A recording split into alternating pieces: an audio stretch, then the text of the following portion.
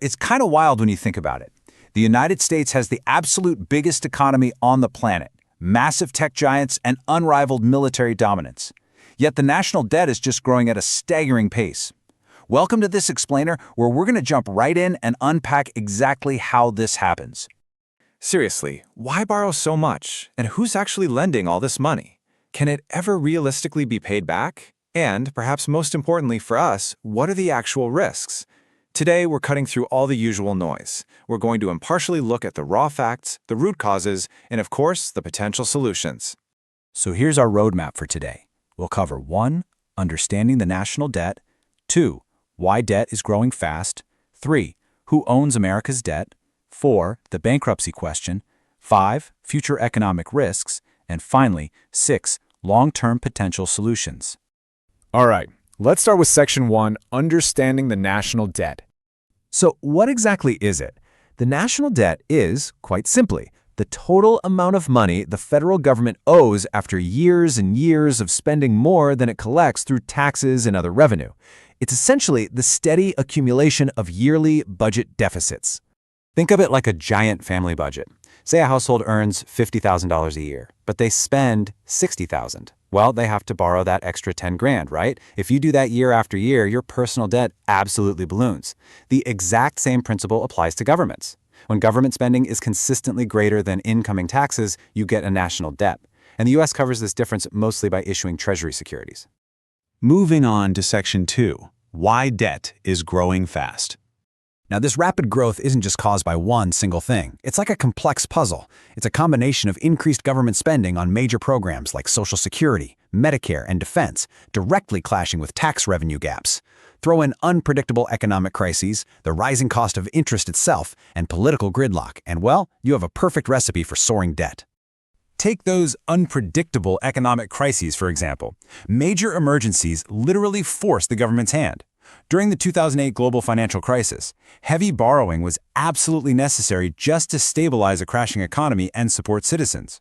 Similarly, the COVID-19 pandemic demanded massive emergency stimulus and disaster relief. These events require sudden, massive spikes in borrowing just to keep the country afloat. And then we have to talk about the compounding costs. We're talking billions of taxpayer dollars. Just like a personal loan, the government has to pay interest.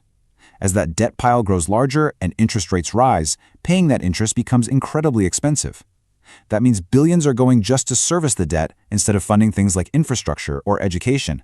And unfortunately, political gridlock in Washington often stalls out the really tough choices needed to fix it. Okay, Section 3. Who owns America's debt? There is this super common myth out there that foreign countries own basically all of America's debt. But the reality? The vast majority is actually owned domestically.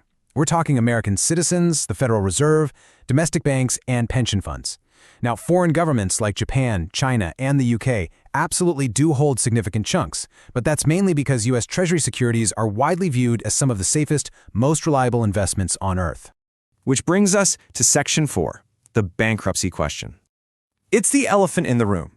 Is America actually going bankrupt? Honestly, when you look at the sheer, mind-boggling size of the numbers, it's a completely natural fear.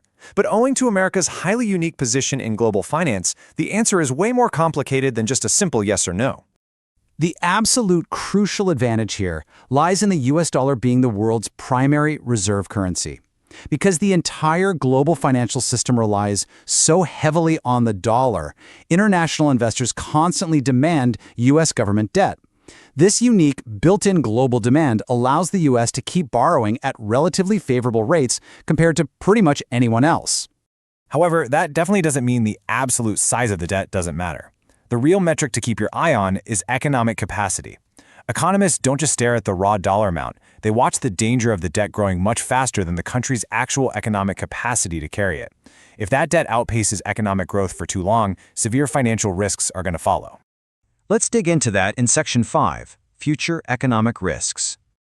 The consequences of persistent deficits are very, very real. Unchecked debt means higher interest payments will slowly swallow up the federal budget.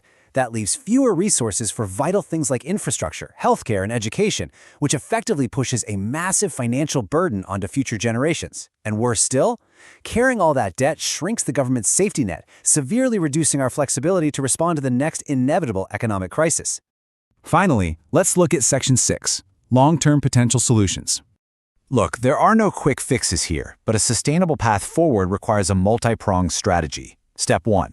We have to aggressively encourage stronger economic growth and workforce productivity because a larger economy can shoulder more debt. Step 2. Policymakers really need to neutrally review government spending and reform tax policies. And Step 3. Borrowing has to be managed with a strict long-term perspective. The brutal reality is that balancing these priorities requires incredibly difficult trade-offs that affect everyone. America's national debt took decades to build up, and it's going to take decades to manage. But understanding it is absolutely crucial for everyone, no matter where you live. Because, as the saying goes, decisions made in Washington often influence markets around the world. Grasping the mechanics of the U.S. deficit really is essential to understanding the stability of the entire global financial system. So, looking beyond just the United States, I want to leave you with this. Which fiscal trade-offs should global economies prioritize to balance robust economic growth with responsible borrowing?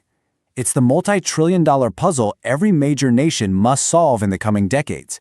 Keep exploring, keep questioning, and thank you so much for joining me for this explainer.